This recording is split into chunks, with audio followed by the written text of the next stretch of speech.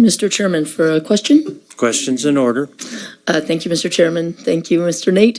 I'm just curious on this concept of freedom. You talked about a coercion scenario, but this goes far beyond any kind of government coercion scenario and gets into a situation where a free private business on its own steam wants to impose a certain policy on itself of who it serves and under what circumstances.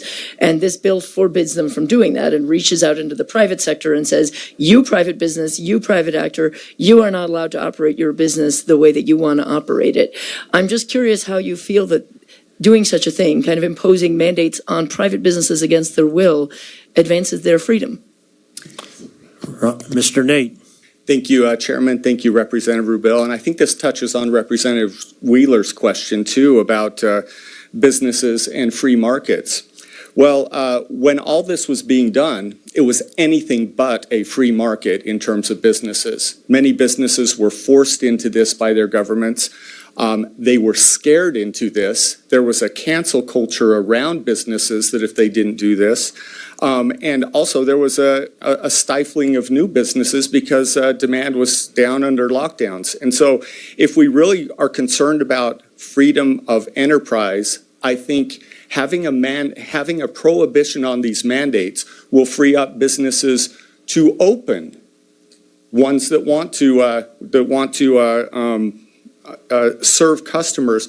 Until we get to that point, I think we need to protect individual freedoms. And I think this is also a case for, if you're worried about schools and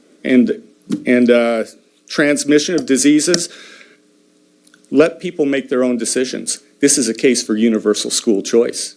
If you want to translate that into businesses, we should have universal school choice. Now you're on a whole different topic. Yeah. Follow up. Yes, I guess a brief follow-up, Mr. Chairman. I mean, we were told before that this isn't necessarily backward-looking, that we're not just looking at the circumstances around COVID, but looking toward the future, and the future toward, perhaps deadly contagious diseases we don't even know about yet.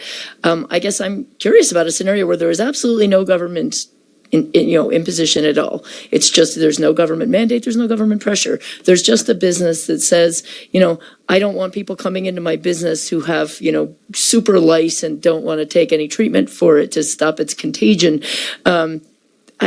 I'm just really having a hard time wrapping my head around how they should be banned and how it in any way advances their freedom, that we are banning them in the absence of any kind of government mandate from being able to impose their own policies on their own business. And frankly, from a private school being able to impose its own policies on its own school. Because you mentioned school choice. Actually, parents would have no choice.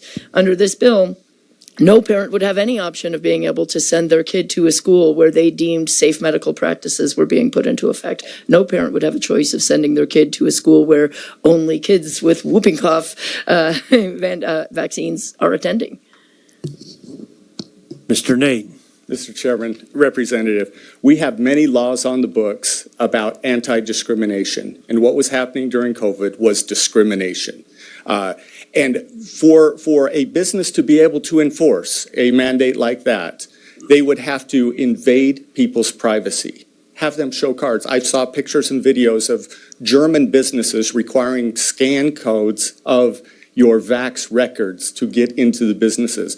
That's a huge invasion of privacy. We might as well just have people wear a scarlet letter on their clothing to tell whether they're the vaxxed or the great unclean unvaxxed. So I don't want to live in a world where we're having businesses or other entities or schools delving into your private matters to determine whether or not you are part of the clean or unclean.